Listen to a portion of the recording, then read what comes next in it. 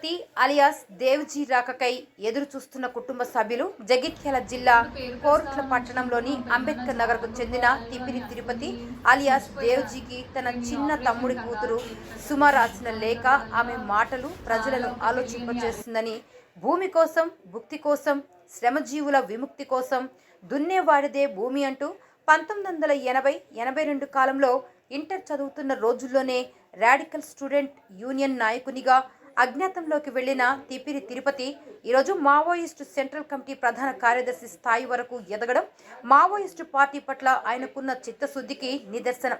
ప్రస్తుత ప్రధాన కార్యదర్శి నంబాల కేశవరావు ఎన్కౌంటర్లో మృతి చెందడంతో ఆ స్థానంలో తిప్పిరి తిరుపతి మల్లోజుల వేణుగోపాల్ రెస్ట్లో ఉన్నట్లు వస్తున్న వార్తలను చూసి కుటుంబ సభ్యులు తమ పెద్దనాన్నను చూడాలని తమ్ముడి కూతురు సుమ కోరుకుంది.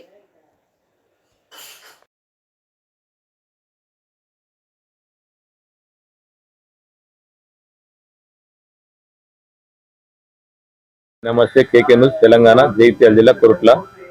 తన స్థలం అయిన వ్యక్తి దేవోజీ వీళ్ళిద్దరు కలిసి పనిచేసిన వ్యక్తి. సార్ మాట్లాడండి. సరే చెప్పండి. మీరు ఎన్ని సంవత్సరాలు స్థలం రాయి? దాదాపుగా 20 సంవత్సరాలు అవుతుంది. దేవోజీ మీరు ఇద్దరు కలిసి పనిచేసారు. అప్పుడు కొండపల్లి సీతారామయ్య ఉండే మన గణపతి మాకు కమాండర్ గా ఉండే. నన్ను సహజంగా ఇక్కడికి ఈ ఏరియాలోకి వచ్చి గణపతి మా ఇక్కడ రామరెడ్డి అని చెప్పానండి. ఆయన చనిపోయిన ఇక్కడ మామిడిపల్లి. మీ పేరేం పేరు? గంగయ్య, కళ్ళ గంగయ్య. అందులో దళం ఉన్నప్పుడు ఏం పేరు? దాంట్లో రామారావు అని చెప్పి ఉండే. మీరు ఎన్ని సంవత్సరాలు స్థలం రాయి? 20 సంవత్సరాలు అవుతుంది. తనకు మీకున్న బంధం ఏంటి?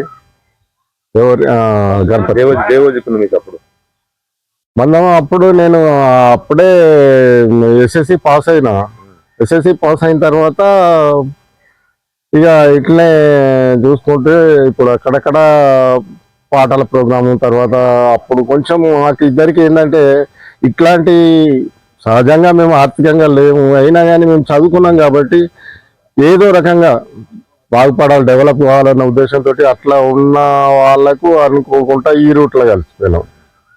అప్పుడు దాంట్లో నాకు అప్పటికి అన్యాయం అక్రమాలు బాగా చాలా దూరంగా ఉండేది.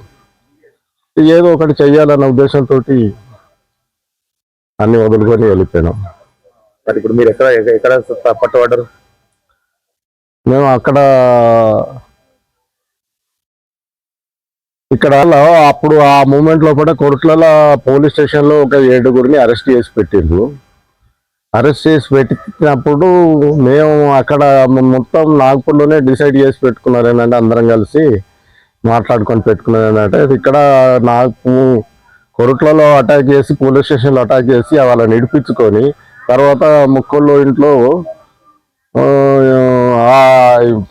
ఆర్థిక కార్యకలాపాలు జరగడానికి కోసమని అక్కడ ఏదో జరిపించి వెళ్ళిపోదామని చెప్పి అని అనుకున్నాం. అయితే నేను బెల్లంపల్లి రామచందర్ అని చెప్పి కానివ్వండి, ఆయన చాలా పాటలు బాగా పాడతాడు, కొరియర్. ఆయన ఇద్దరం కలిసి మేము చూస్తే చిన్నపిల్లలము, అప్పుడు 20 సంవత్సరాల కిందట అంటే చిన్నపిల్లలము. ఓ పెద్ద బెడ్ ఉంది. బెడ్ చాలా 2 బెడ్లంతా వీళ్ళు పెద్దగా తయారు చేసి దాంట్లో తుపాకులు, బాంబులు, కత్తులు అన్ని పెట్టుకొని రైల్వే స్టేషన్కి వెళ్ళాలి. అయితే మేమున్న ఏరియా నుంచి అన్ని షిఫ్ట్ చేసుకొని ఆటో మన రిక్షాలో పెట్టుకొని పోతున్నాం. అంతా అప్పటికే ఎప్పుడో అక్కడ షిఫ్ట్ అయిపోయింది. పోయేటప్పుడు చౌరస్తా దగ్గర వాడికి కానిస్టేబుల్కు ఎందుకో ఏమో అనుమానం వచ్చింది. అనుమానం వచ్చి మేమిద్దరం పిల్లగాళ్ళ తిరుగుతున్నాం, వీళ్ళు పిల్లగాళ్ళు ఉన్నారు, ఫ్యామిలీ లేదు, ఇంత అది ఏంటి చెప్పి అనుమానం వచ్చి, అరే బాబు అది రిక్షా ఉండే, రిక్షాని పక్కకు ఆపిచ్చాడు. పక్కకు ఆపిచ్చి ఇది సిలిండర్ కావాలని వాళ్ళందరూ కోరుకుంటారు, వాళ్ళ కుటుంబ సభ్యులు. దీనికి మీరు ఏమంటారు? ఇంకా ఇప్పుడు ఆల్రెడీ సరెండర్ ఇప్పుడు ఉన్న దాన్ని వాళ్ళు ఏంటంటే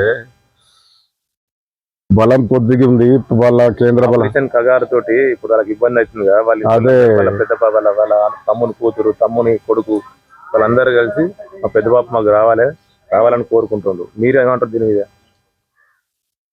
ఇప్పుడు కాలమాన పరిస్థితుల ప్రకారం అంటే ఇప్పుడున్న పరిస్థితుల ప్రకారం బలం తక్కువ ఉంది కాబట్టి వాళ్ళు డిసైడ్ చేసి పంపించి కూడా ఎన్నో లేఖలు పంపించారు. ఎట్లాగూ మేము చర్చలకు వస్తాము, దీన్ని శాంతిపూర్వకంగా పరిష్కరించుకుందాం అని చెప్పినా కానీ కేంద్రం వింటలేదు. వాళ్ళు ఏమనుకుంటే కుటుంబ సభ్యులందరూ కలిసి మా పెద్ద బాపు బతికి మా కళ్ళకు కనబడాలి, ఇప్పుడు సిచ్యువేషన్ కరెక్ట్ లేదు కాబట్టి పెద్ద బాపు రావాలని కోరుకుంటారు. మీరు ఇంతకుముందు గతంలో మీరు కూడా 10-15 ఏళ్ళు పనిచేసారు కదా పార్టీలో, మీరు పార్టీలో పనిచేసి మీరు నాగపూర్లో పట్టుబడ్డారు కదా, ఇప్పుడు మీరు ఏమనుకుంటారు? మీ కోరిక ఇప్పుడున్న పరిస్థితి లోపల లొంగిపోతేనే బాగుంటుంది, లొంగిపోవడం కరెక్ట్ అని చెప్పి నేను అనుకుంటున్నాను. ఎందుకంటే నిర్దాక్షిణ్యంగా ఘోరంగా ఎన్కౌంటర్ చేయడం జరుగుతుంది. కొంతమందిని పట్టుకొని కూడా ఎన్కౌంటర్ చేసిన వాళ్ళని కాల్చి చంపడం కూడా జరుగుతుంది. కాబట్టి